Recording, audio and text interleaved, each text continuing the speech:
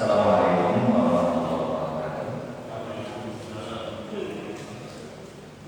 Innal hamdalillah nahmaduhu wa nasta'inuhu wa nastaghfiruh wa na'udzu billahi min shururi anfusina wa min sayyi'ati a'malina.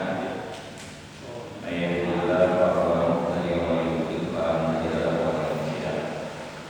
Asyhadu an la ilaha illallah wahdahu la syarika lahu wa asyhadu anna Muhammadan abduhu wa rasuluhu adada dari ba'd.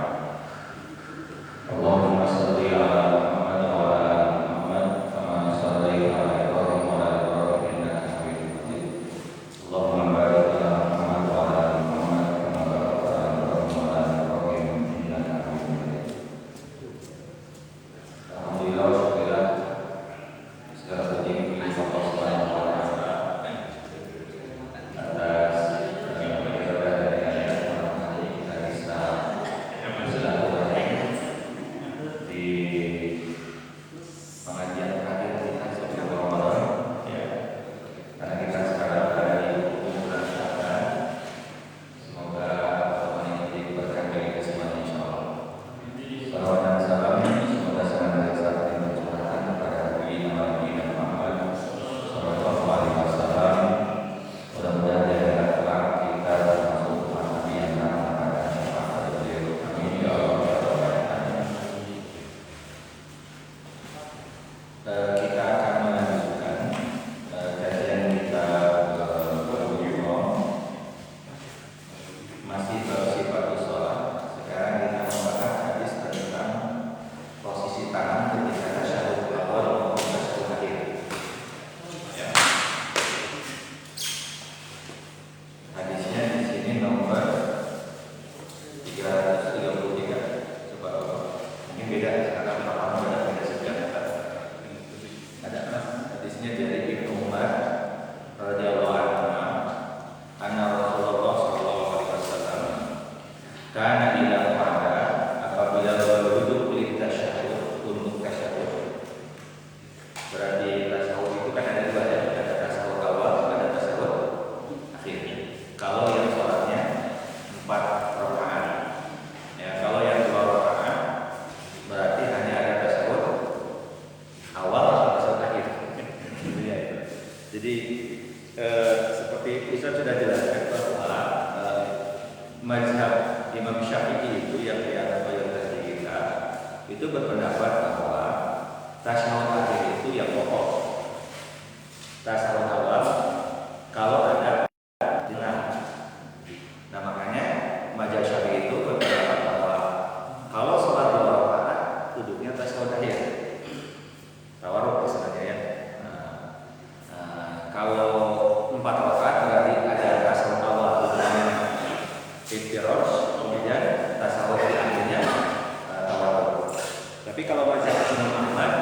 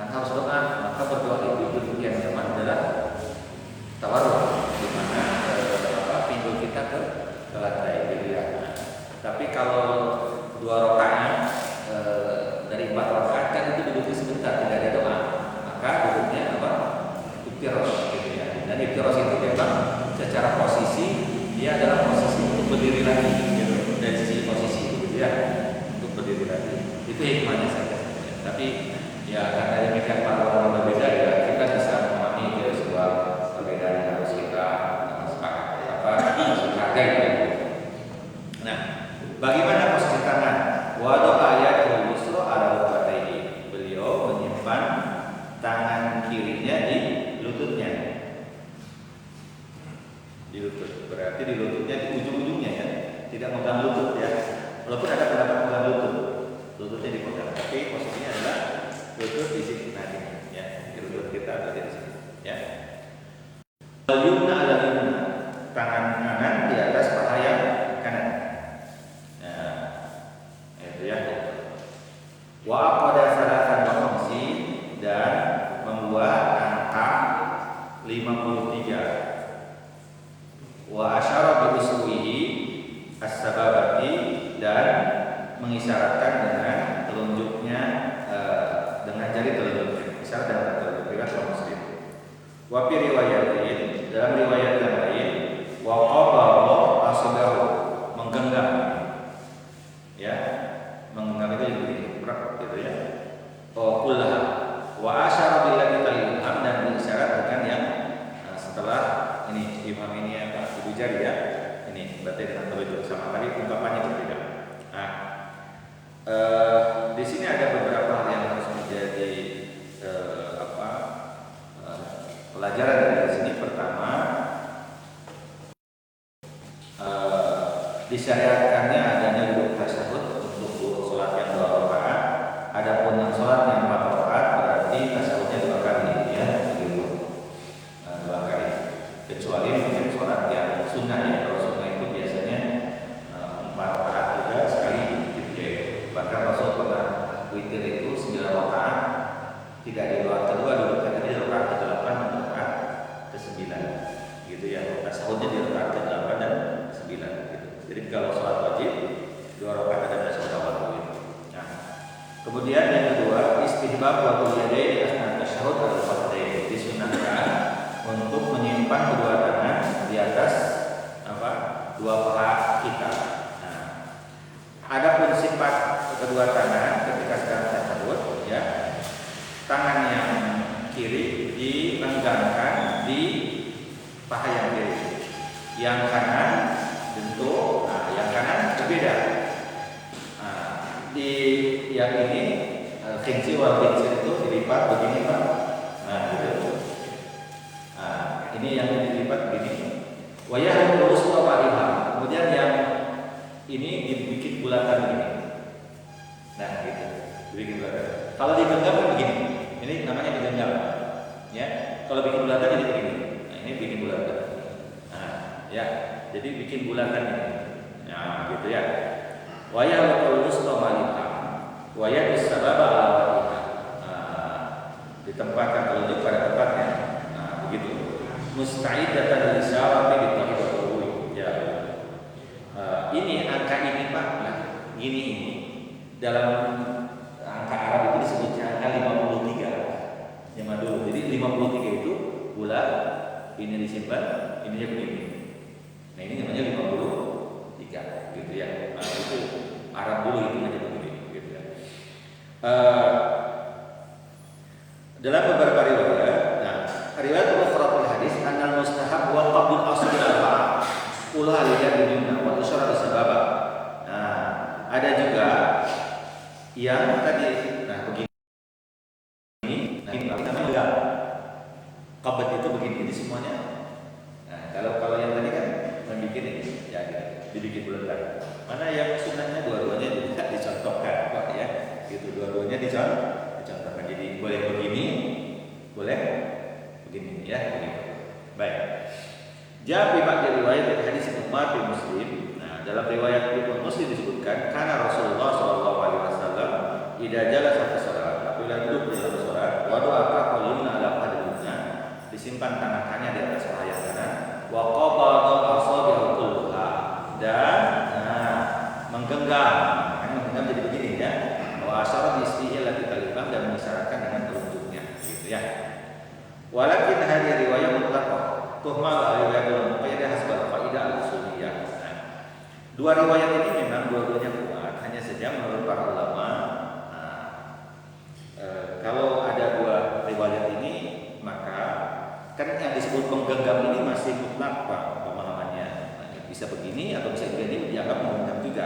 Nah, dalam riwayat sebelumnya kan dibikin halqah, dibikin bulatan gitu ya. Makanya kalau kita mau mengamalkan, maka lebih baik mengamalkan yang muqayyad Walaupun dua-dua riwayatnya ada. Artinya kita memahami kalau ada orang sholat yang ini dalilnya mana? Oh ada, gitu menggenggam. Tetapi menggenggam itu kan ini juga masih menggenggam, itu tidak. Karena itu digenggam kan. Nah itu. Sedangkan yang ini dibuat bulatan. Nah menurut para ulama yang ini adalah mutlak dan ini adalah yang muqayyadnya. Yang ini mutlak, ini menggenggam namanya. Kalau yang ini mutlak, makanya yang diambil yang mana? Yang muqayyad ini. Jadi dibiasakan kalau tasyahud itu tangannya bulat sih. Nah, begitu ya. Dibikin bulatan. Di mana? Telunjuk dan ibu jari. Jari apa ini? Jari tengah dan ibu jari ya. Telunjuknya digunakan untuk berisyarat. Begitu. Nah, menurut para ulama demikian ya. Kemudian wa asyara bi sababihi. Telunjuk dalam bahasa Arab disebut sabbaha, disebut sababa. Disebut sabbaha karena ketika orang sholat mengisyaratkannya dengan telunjuk. Dan disebut sababa karena kalau orang marah-marah mencaci maki jangan tidak pakai jempol, tapi pakai ini gitu. Kalau marahin orang pasti begini kan, kita ada begini bapak mah terbalik gitu. Begini ya. Tapi begini gitu ya. Bagus begini kan. Bukan disebut sababa gitu ya. Baik. Nah, para ulama berbeda pendapat di situ. Memang ada riwayat dari Wa'il bin Hujrin, Rasulullah SAW itu menggerak-gerakkan. Tapi kata-kata menggerak-gerakkan kembali lagi kalau dalam fikih itu memang pendapatnya banyak dan kita harus bisa memahami bahwa itu adalah sebuah perbedaan. Ada yang mengatakan yang penting menggerakkan. Makanya kita sering mendapati ada orang yang menggerak-gerakkan dan itu juga sunnah, atau menggerakkan ketika ada lapan Allah. Kalau mazhab Imam Syafi'i itu di i, Pak. Makanya asyhadu alla ilaha illallah itu mazhab Syafi'i. Di hamzah illallah gitu jalannya gitu. Hanya ingat Pak, sebenarnya ininya udah siap. Cuma diangkat ke atasnya. Jadi bukan misalkan asyhadu alla ilaha baru gini, bukan. Jadi dari awal tangannya sudah ya. Kalau digerakkan berarti diangkat ke atas. Bisa dipahami? Ya, jadi kita duduk tasyahud itu sudah telunjuknya diposisikan untuk menunjuk gitu, ya tidak begini. Jadi tidak begini. Baru ketika asyhadu alla dikeluarkan bukan. Mazhab Syafi'i juga kalau tidak salah sebenarnya mazhab Syafi'i itu adalah mengangkatnya kapan itu aja. Apakah diangkat terus menerus? Ada yang berpendapat diangkat ketika asma Allah disebut. Bagaimana? At-tahiyatu billah wassalawatu wathayyibat. Assalamualaikum ya Nabi wa rahmatullah. Itu diangkat. Pokoknya ada lapan Allah diangkat. Makanya ada yang mengangkatnya jarang-jarang ya. Ada yang mengangkatnya nah kalau sekali itu mazhab Syafi'i sekali asyhadu alla ilaha illallah. Nah dinaikkan sejajar begitu ya. Kemudian ada juga yang menggerak-gerakkan. Semuanya memang ada dalilnya ya, semuanya ada dalil. Dan diambil yang mana yang paling kuat gitu ya. Menurut masing-masing begitu kan gitu ya itu. Dan tidak harus menjadi sesuatu yang harus diperselisihkan begitu ya. Berlebihan gitu ya. Karena memang mungkin ada yang melihatnya sekali, ada yang melihat berkali-kali gitu ya gitu. Walaupun ada yang berpendapat katanya Wa'il bin Hujrin yang menggerak-gerakkan lebih kuat karena dianggap bahwa Wa'il itu ingin melihat Rasul sholatnya bagaimana. Tapi di riwayat yang lain memang Rasul menggerakkan, tidak menggerak-gerakkan. Jadi dua-duanya sholat sambil ngelamun saja gitu ya, tiga tahiyat ya. Gitu.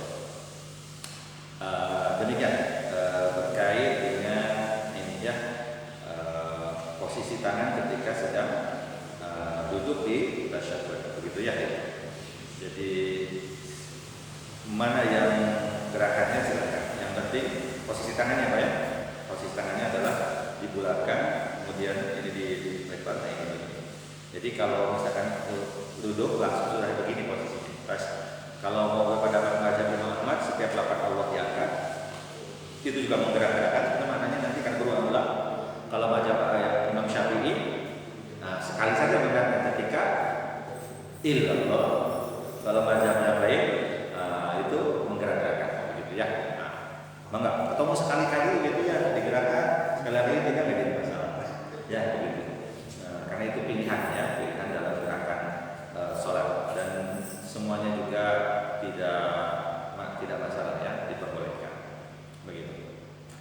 Makanya Bulughul Maram itu kita biar memang merangkum semua pendapat dan dari kemukakan, nanti dikembalikan kepada mazhab apa yang ngajarnya. Itu yang dikuatin biasanya dulu Pak. Ya kalau dalam mazhab itu biasanya. Ya, nah, gitu. Baik, kita akan lanjut sekarang ke hadis yang berkait dengan tahiyat, Pak. Ya, hadis tahiyat.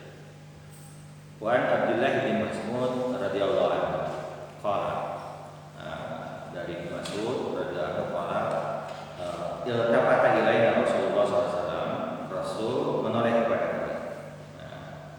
Jadi Rasul menoleh kepada kami, faqala, kemudian Rasul bersabda, idza shalla ahadukum, apabila salah seorang di antara salat, falyaqul, maka hendaklah dia berdoa. Maksudnya ketika tasawuf ini ya, at-tahiyatu lillah wassalawatu wathayyibat, assalamu alayka ayyuhan nabiyyu wa rahmatullahi wa barakatuh, assalamu alayna wa ala ibadillahi sholihin, asyhadu an la ilaha illallah wa asyhadu anna muhammadan abduhu wa rasuluh. Itu bacaannya Pak. Summa litatahiyya, kemudian siapa yang memilih minat doai, dari doa ajabahu, yang membuat yang kagum, yaitu doa yang terbaik menurut versi dia, kandungannya, yang paling dia sukai. Bayadu, lalu dia berdoa dengannya. Muttafaqun alaihi wa laqul walin Nasa'i, bagi Imam Nasa'i, kunna naqulu qabla yufrada alaina at-tasyahhud, kami membaca sebelum dibacakan tasyahud, begitu. Doa ini sebelum dipertukar tasyahud. Wali Ahmad, lihat Imam Ahmad, anna Nabi sallallahu alaihi wasallam allama tasyahud, Nabi mengajarkan kepadanya tasyahud kepada Ibnu Mas'ud. Wa amaru an yu'allimahu nas, dan memerintahkan kepada Ibnu Mas'ud agar mengajarkan kepada orang-orang. Nah, dari riwayat Muslim, an Ibnu Abbas radhiyallahu anhu qala kana Rasulullah SAW kalau yu'allimu tasyahud, mengajarkan kepada kita tasyahud, at-tahiyatul mubarakatus shalawatu thayyibatu lillah. Ya, jadi berarti doanya ada beberapa versi dan dua-duanya benar. Nah, gitu ya. Jadi pentingnya belajar itu Pak. Jadi sekarang kita tahiyat ada beda kan. At-tahiyatul lillah, at-tahiyatul mubarakatus shalawatu thayyibatu. Nah, gitu. Dua-duanya ada, ya, dua-duanya ada. Dan dua-duanya ada sesi. Yang pertama mengatakan oleh Bukhari Muslim, sedangkan yang kedua riwayat Imam Muslim. Nah, baik. Yang perlu kita pahami adalah makna dari doanya Pak. Ya, dari doanya ini, karena memang doanya luar biasa. At-tahiyatu lillah. At-tahiyat itu berarti segala pujian, ya, segala pujian Bapak-bapak semuanya. At-tahiyatu pengagungan, ya, lillahi adalah milik Allah semuanya, begitu ya. Ini kita tahiyatu adalah at-ta'zim, jamu tahiyat, samaan at-ta'zim kullah. Jadi at-tahiyat itu adalah mencakup semua makna pengagungan kepada Allah. Lillah, semuanya milik Allah. Ya. Fa fiha asana wa mutlaqillah ta'ala. Di dalamnya terkandung makna pujian yang mutlak, ya. Di segala pujian milik Allah Subhanahu wa taala. As-shalawatu, setiap sholawat berarti jamak dari sholat. Ya, kita sholat itu untuk siapa? Lillah, karena untuk Allah. At-tahiyatu lillah was-shalawatu, kan gitu ya. Berarti kita sholat karena siapa? Karena Allah, bukan karena kita lagi banyak masalah kita sholat, lagi butuh sama Allah kita sholat, bukan. Karena sholat itu kita lakukan karena kita taat kepada perintah Allah. Semuanya karena Allah. Wat thayyibat, ya, segala hal yang baik, ya. Di sini bersifat umum. Kalau sholat kan khusus. Setiap amal baik, setiap perkataan baik, semua sifat-sifat baik itu semuanya adalah mustahiqatun lillahi ta'ala, milik Allah Subhanahu wa taala.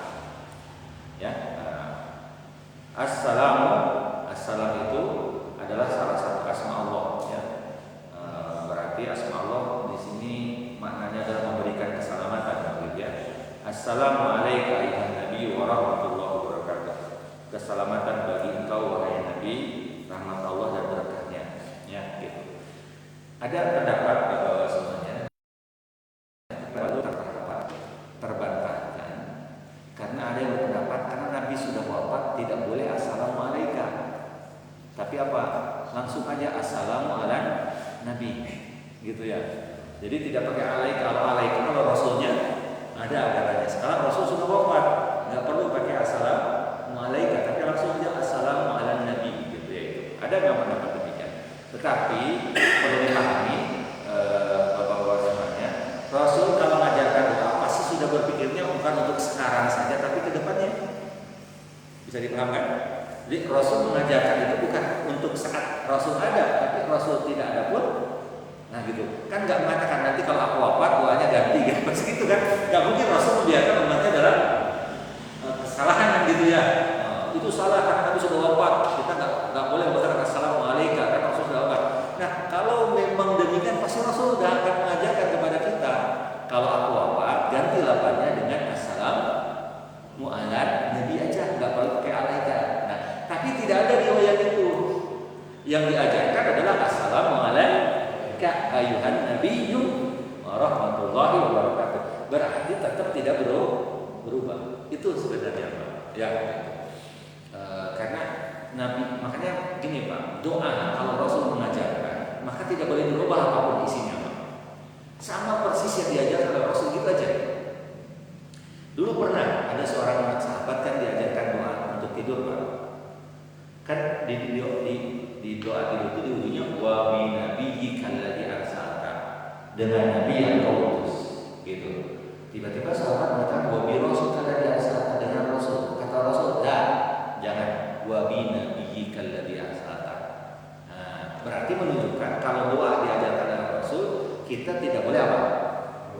Merubah, menganggap itu baik atau buruk. Nah, ini versi kita baiknya begini, enggak. Rasul mengajarkan itu begitu aja. Gitu ya itu. Walaupun nanti ada perbedaan sih di apakah dominya dirubah atau tidak, gitu ya. Nah itu biasanya. Tapi kalau melihat dari situ Rasul seolah membatasi begitu ya. Doa begitu. Makanya assalamualaikum, keselamatan bagi kami ya Allah. Nah makanya doa juga tuh Pak ya. Makanya enak Pak orang yang sholat berjamaah didoakan, sering mendoakan betul. Assalamualaikum kan keselamatan bagi kami. Kenapa? Karena berjamaah, makanya ini satu doa berjamaah. Ya Allah keselamatan bagi kami Allah yang sholat saat ini kan diberikan keselamatan wala ibadillahi sholihin, dan juga kepada hamba-hamba Allah yang soleh. Yang siapa? Wujud kita, gantung sibur. Yang itu nggak tahu siapa ya gitu. Paling kita hanya tahu sampai kakek, betul tidak? Uyut sudah jarang, betul tidak? Di atas uyut apa namanya? Bau. Ada yang tahu baunya siapa namanya? Padahal udah terang kan itu. Belurun bau. Tuh jangkawarengnya. Sajangkawarengnya bukan teuing. Enggak tahu. Tapi kita doakan mereka.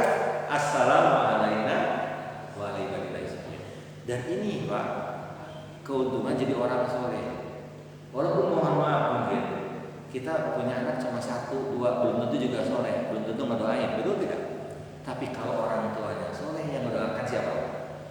Setiap orang yang soleh, gitu. Apalagi kalau anak-anaknya soleh dan solehah lebih lagi, gitu.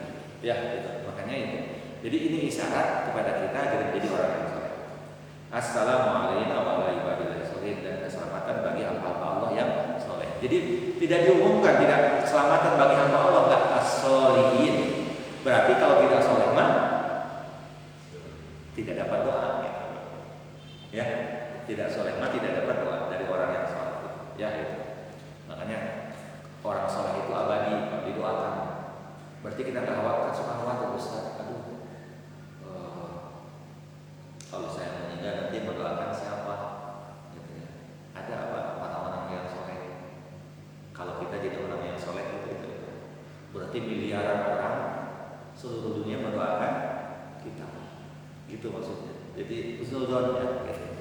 Kita insya Allah jadi orang-orang yang soleh dan didoakan orang-orang yang soleh. Kemudian baru bersyahadat, asyhadu an la ilaha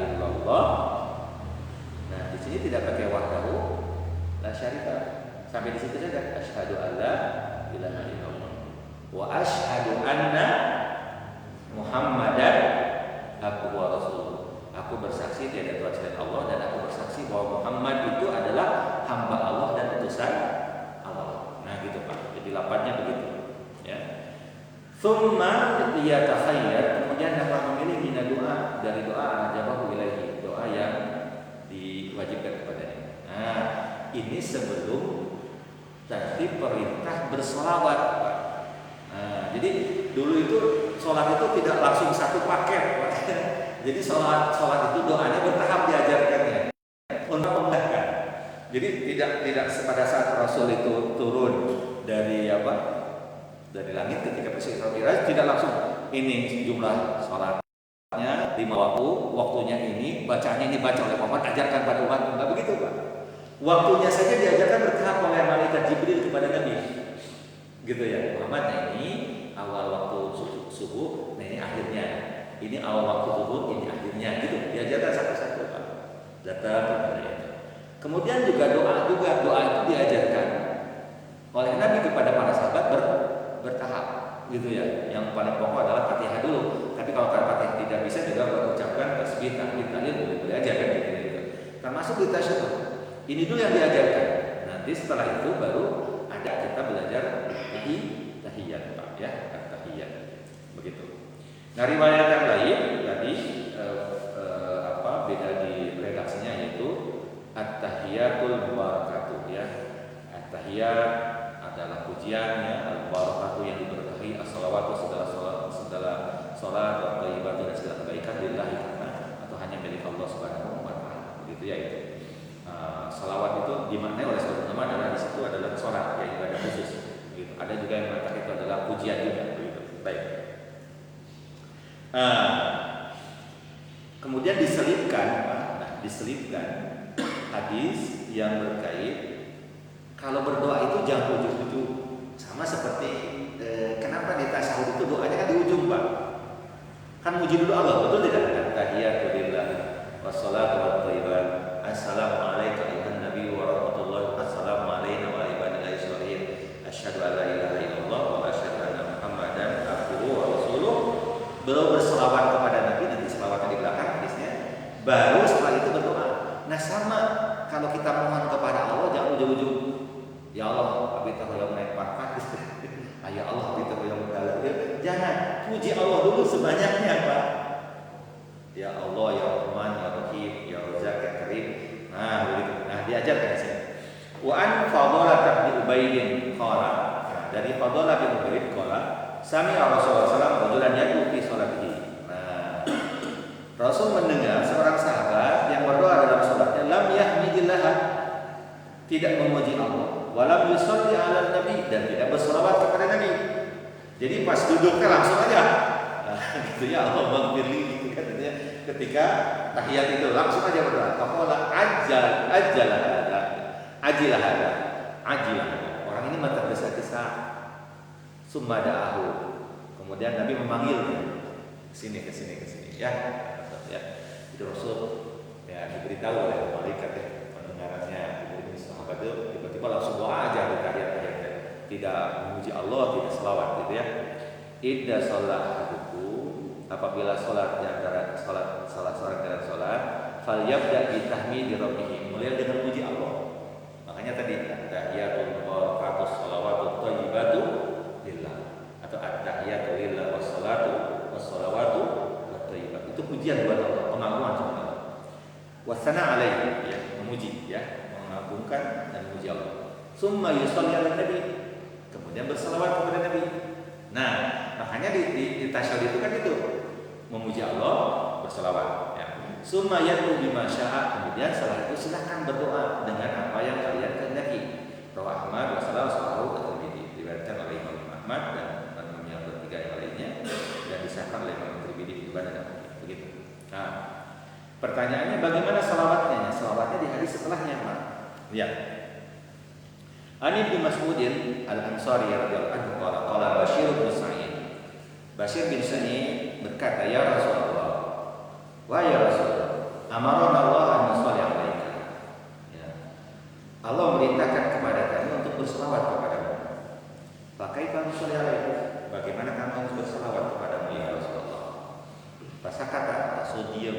Tuh ya, berarti selawatnya ngajarin siapa? Allah.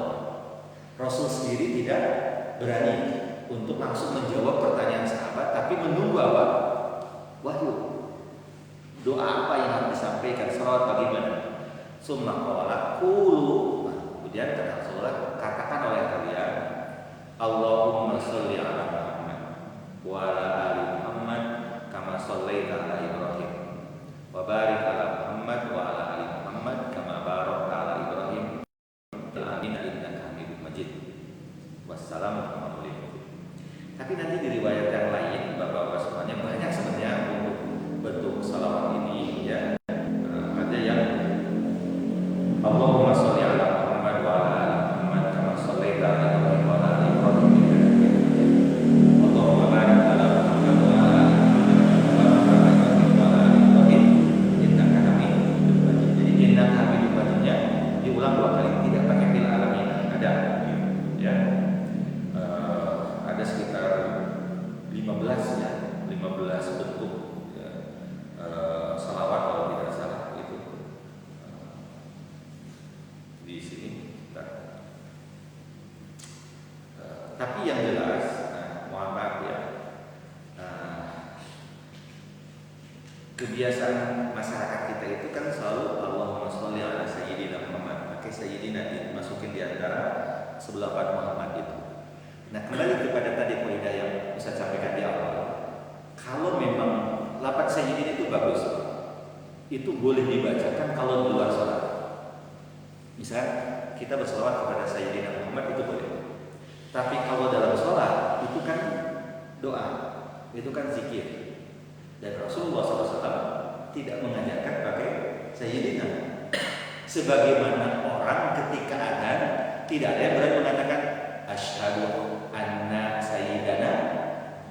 Nah, enggak ada kan begitu. Ada gimana semuanya? Asyhadu anna Muhammadan Rasulullah. Betul tidak? Enggak ada adan yang berani merubah kalau ada diganti dengan misalkan ditambahin asyhadu anna sayyidana atau nabiyyan ya. Bahkan sebenarnya yang paling pas memanggil nabi itu bukan sayyidana tapi nabiyina. Nabi. Ya, kenapa? Karena nabi itu kan atau nabi itu kan posisi derajat yang paling tinggi dibanding sayyid. Kalau sayyid itu kan maknanya apa? Pemimpin, penghulu gitu ya itu. Nah, sayyidina itu. Tapi kalau nabiyina itu adalah nabi kami. Dan nabi itu kan pilihan dari Allah, gitu ya. Gitu. Kalaupun mau lengkap sayyidul mursalin, nabi itu penghulunya para rasul. Sayyidul anbiya'i wal mursalin. Gitu ya. Begitu itu yang paling tepat begitu ya. Walaupun ada mengatakan anta sayyidina gitu, engkau maha pemimpin kami. Tapi kembali bahwa lafaznya yang diajarkan oleh Nabi tidak menyebutkan lafaz sayyidina yang harus dibaca oleh kita. Bukan berarti makna sayyidina salah, tapi lebih kepada ketika kita mengucapkan tasyahud kemudian mengucapkan sholawat di dalam sholat, maka sholawat kita persis sebagaimana yang diajarkan oleh Rasul. Tapi di luar sholat silakan, karena bebas kalau luar sholat. Versi kita, versi orang lain, versi itu enggak tidak jadi masalah karena itu sesuatu yang di luar baku begitu ya, di luar baku kalau di luar sholat. Kalau dalam sholat maka ikuti yang baku sebagaimana yang diajarkan Rasulullah SAW. Begitu ya. Sebagaimana orang bersahadat tidak ada yang boleh berubah. Coba sahadat menghadap. Ketika mau pengantin ya, kan biasa kalau mau makan dulu kan penghulu tes sebentar kan. Sahadatillah ya. Asyhadu alla ilaha illallah. Kita tidak ada sahadatillah. Wa asyhadu anna Muhammadan Rasulullah kan gitu. Nah, kenapa? Karena memang begitu yang diajarkan. Atau tadi seperti syahadat di sebelumnya kan, asyhadu anna Muhammadan abduhu wa rasuluhu kan gitu. Nah, terkadang di masyarakat kita ketika syahadat enggak ditambah, tapi ketika tahiyat ditambah kan jadi tidak konsisten juga gitu kan. Kalau mau ditambah tambah 2 dana gitu kan gitu di syahadat. Tapi enggak berani di syahadat ditambah jadi shalawat. Nah, tapi sebenarnya yang betul itu adalah baik di syahadat maupun di shalawat tidak pakai sayyidina ketika sedang dalam sholat atau ketika sedang membaca, yang baca itu adalah bakunya demikian seperti dalam adan gitu, seperti dalam adan ya gitu. Itu tidak boleh dirubah gitu ya itu. Karena memang kalau tidak salah yang bisa pelajari tidak ada satu riwayat pun yang memang menjelaskan lafaz sayyidina ketika di dalam bersolawat gitu ya. Walaupun tadi kan Ustaz makna sayyidina itu adalah pujian sebenarnya kepada Nabi, tapi tidak ada yang lebih tahu pujian kepada Nabi kecuali siapa? Allah. Makanya kita mengatakan Allahumma sholli ala Muhammad. Allahumma sholli Allah, salawat kami atas Nabi Muhammad. Itu kan sudah pujian ya Pak. Menyampaikan salawat kepada Nabi itu pujian ya. Wa ala ali Muhammad, dan kepada keluarga Nabi Muhammad. Kama shallaita, sebagaimana engkau telah berselawat ala Ibrahim, kepada Ibrahim, wa barik ala Muhammad, dan kepada Nabi Muhammad, wa ala ali Muhammad, dan kepada keluarga Muhammad. Begitu ya. Silakan mau pakai riwayat yang mana boleh ya. Boleh tadi Allahumma sholli ala Muhammad wa ala ali Muhammad kama shallaita ala Ibrahim wa ala ali Ibrahim. Jadi ali Ibrahim disebut. Tapi pakai innaka Hamidum Majid itu Pak. Jadi innaka Hamidum Majid. Wa barik ala Muhammad, tidak Bukhari kalau tidak salah. Wa barik ala Muhammad wa ala ali Muhammad kama barakta ala Ibrahim wa ala ali Ibrahim innaka Hamidum Majid. Gitu. Jadi innaka Hamidum Majidnya 2 kali. Begitu ya. Jadi itu ya apa istilahnya berselawat, dan itulah yang harus kita lakukan ketika kita juga mau berdoa kepada Allah. Jadi kalau mau berdoa kepada Allah, puji Allah dulu. Allahumma inni as'aluka bi anni asyhadu annaka Allahu la ilaha illa anta al-ahadus samad alladzi lam yalid wa lam yulad wa lam yakul lahu kufuwan ahad. Itu kan pujian semuanya untuk Allah. Atau ya Allah ya Rahman ya Rahim ya Razzaq ya Karim ya. Ya tergantung doanya yang mana kita ya. Misalkan kalau kita ya bisa ya perlindungan yang muhaimin, yang mukmin gitu ya. Itu. Lalu berselawat dulu kepada Nabi. Allahumma shalli wa sallim ala nabiyina Muhammad gitu ya. Begitu baru setelah itu Allahumma firli wali walidayya, atau Allahumma ya Allah mudahkan segala urusan. Jangan ujuk-ujuk gitu Pak berdoa itu ya Allah mudah-mudahan beres ya Allah ya pada malam. Kan gitu ya. Misalkan kalau Pak Guru lagi ngisi rapor, kita numpuk tuh Pak, seulurnya, kesel ya Allah, mudah-mudahan beres. Nah, kita cepat-cepat aja Pak. Jadi kalau meminta ke Allah mah ada panjang kan gitu, ada mukadimah dulu kan gitu ya, pujian dulu supaya dikabul apa yang jadi keinginan kita, gitu. Nah, baru setelah itu berdoa. Kemudian, baru, nah ini luar biasanya Imam Ibnu Hajar Al-Asqalani, jadi menyusunnya itu. Tadi kan tasyahud, lalu di tengah diselipkan hadis tentang pentingnya posisi memuji Allah, bersolawat, lalu baru meminta, lalu diajarkan salawatnya, nah baru diajarkan apa? Berdoanya. Nah doanya ya di hadis selanjutnya ya. Wa Nabi radhiyallahu anhu qala Rasulullah SAW, idza tasyahhada ahadukum, apabila kalian bertasyahud, falyasta'idz billah min arba', maka berlindunglah kepada Allah dari 4 perkara. Yaqulu, maka dia berdoa, Allahumma inni a'udzubika min adzabi jahannam. Ya Allah, aku berlindung kepadamu dari siksa neraka jahanam. Wa min adzabil qabri, dari siksa kubur. Wa min fitnatil mahya, dari fitnah hidup. Wal mamat, fitnah kematian. Ya, wa min syarri fitnatil masih dajjal, dan dari keburukan fitnahnya ad-dajjal ya. Ad-dajjal. Saking pentingnya doa ini, apalagi kita yang berada di penghujung zaman ini ya. Seorang ulama kalau mau anaknya berdoa sholat, kemudian tidak baca doa ini, disuruh ulang lagi sholatnya. Saking pentingnya doa ini, ya. Karena apa? Berlindung dari fitnah dajjal itu adalah yang harus kita lakukan. Ya. Apalagi kalau tanda-tandanya gitu ya. Kalau kita sudah berada di penghujung zaman itu sudah kelihatan banget apa yang disampaikan Rasul itu sudah ada semuanya Pak. Ya. Makanya lihat coba aja sekarang, melihat matahari sudah tidak di timur Pak. Betul? Sudah agak ke utara sebenarnya terbitnya. Perasaan kata Ustaz ada ke sebelah sana sekarang ya. Dulu ke sebelah sini. Begitu geser ya. Nah, kemudian Muhammad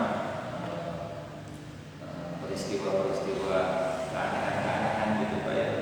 Kalau gempa jelas, gempa itu kata Rasulullah, ciri kiamat sudah dekat itu kasratul zalazil, gempanya itu berulang-ulang terus, dan kita itu terjadi gempa di mana Pak?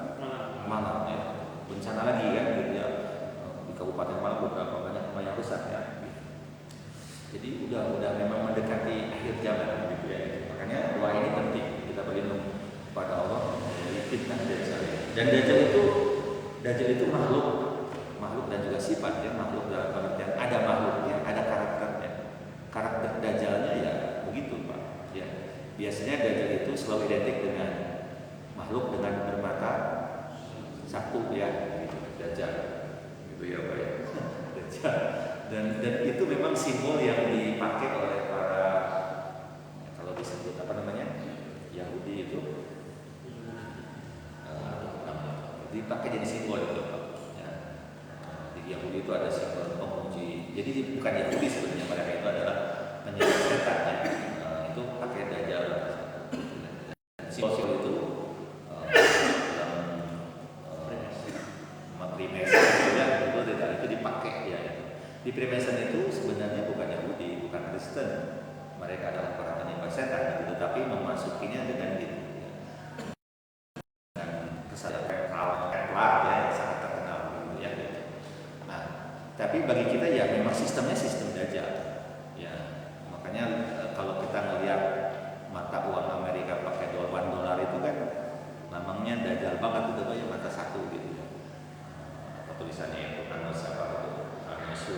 apa tulisannya gitu menyaksikan. Jadi makanya mereka itu ingin membuat tatanan dunia baru gitu ya. Nah, gitu. Dan memang ya kita mah ngelihat dengan apa yang sabar Rasul memang terjadi semuanya. Ketika pasar sudah berdekatan, ternyata dekatnya pasar bukan pasar Sinar Kasih dekat dengan pasar Pancasila, tapi pasarnya sudah di genggaman kita sekarang. Betul tidak? Bapak barangnya tidak usah ke pasar sekarang. Ya, tinggal COD, tinggal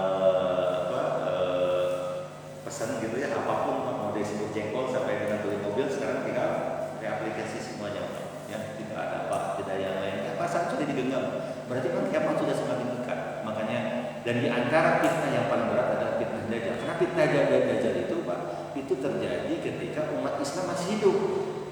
Kalau kiamat matahari terbit dari barat, kemudian bencana, kemudian mohon maaf guru hara begitu parah itu, nanti itu mah yang di akhir banget gitu setelah matahari terbit, kemudian kehancuran dunia, orang beriman sudah meninggal semua, sudah diwafatkan semua. Ya gitu. Tinggal orang-orang yang terburuk yang ada di makhluk tubuh kaum ini yang masih hidup menyaksikan dasarnya kejadian kiamat itu hancur lebur ya. Gitu. Orang beriman sudah diwafatkan. Pas Dajjal turun masih ada. Bahkan kita tahu akan terjadi peperangan. Setelah itu baru nanti akan terjadi kedamaian di muka bumi. Nah, setelah itu nanti diwafatkan, baru terjadi kiamat yang kubra begitu. Singkatnya begitu. Cuma Dajjal itu fitnahnya itu berat sekali, gitu ya, berat sekali. Sehingga kata Rasulullah, kalau kamu mendengar Dajjal datang di satu negeri, harus hindarinya. Dan dia berkeliling dunia hanya berapa malam? 3 malam.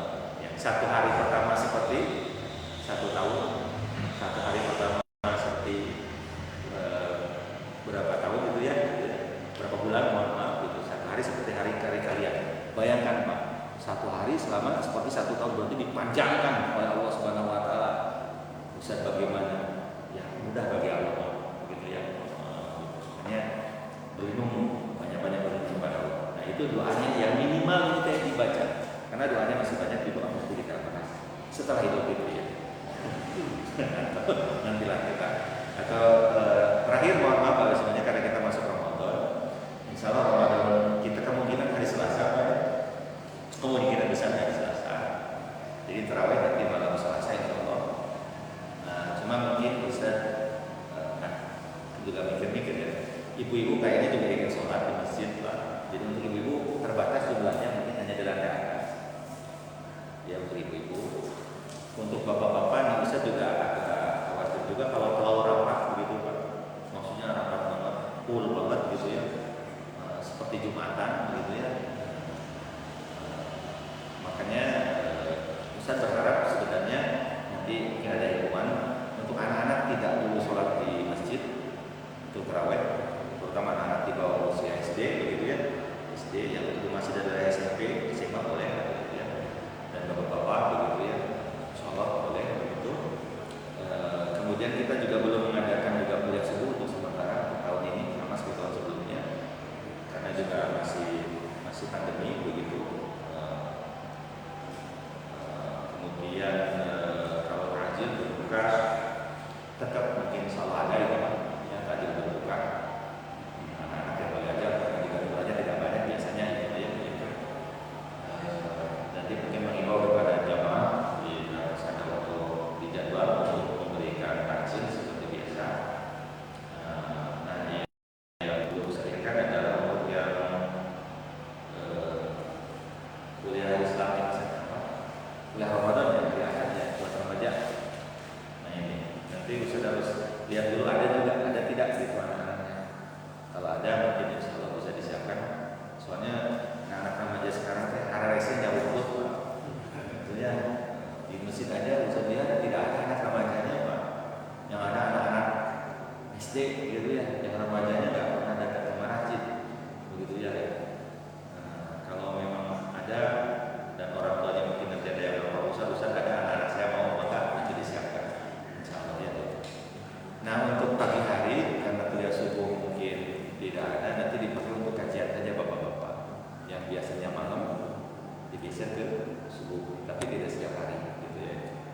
Mungkin ya seperti kuliah subuh Ustaz sama seperti ya ada Ustaz Ahmad juga ada Ustaz Kamal juga untuk Kasim misalkan pada subuh setengah jam dulu dia juga baru juga ada kita di pada subuh untuk bapak-bapak ya tidak untuk anak-anak bukan anak-anak di rumah saja untuk sementara anak-anak di sini ya bersyukur alhamdulillah kita kepada Allah Subhanahu Wa Taala walaupun di kita banyak yang terpapar tapi alhamdulillah semuanya sehat ya semuanya sehat tidak ada yang antar Rasulullah ada ya Rasulullah pasti ada tapi tidak ada yang antar rumah kayaknya tidak ada yang sampai di tracing tetangganya kalau tidak salah kita nanti yang positif gara-gara tetangga yang positif tetangganya yang positif tidak ada di kita alhamdulillah